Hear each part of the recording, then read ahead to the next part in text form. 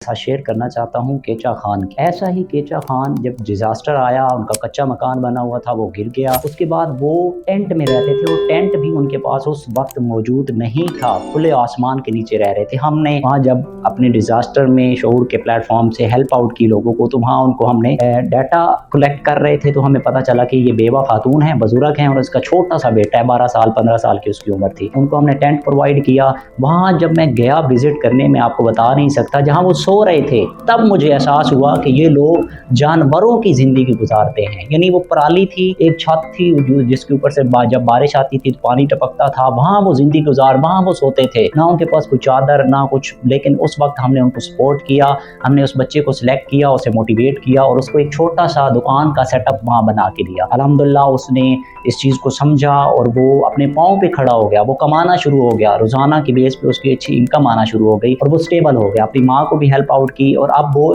एक समझदार, आप कह सकते हैं, अपने पाँव पे खड़ा हो गया। लेकिन कुछ अर्सा पहले ही ये आपके तावन की मदद से हुआ, कुछ अर्सा पहले उसकी दुकान की चोरी हो गई, जिसको हमने अपने तरीके से चेक एंड बैलेंस किया, लेकिन वो प्रॉब्लम हल नहीं हो सकी। अभी दोबारा हमने छोटी सी हमारी इन्वेस्टमेंट से, छोटे से हमारे भाई को सहारा देने से खानदान, एक फैमिली जो है अपने पाँव पे खड़ा हो सकती है। तो केचा खान दोबारा मुंतजिर है हमारी मदद का।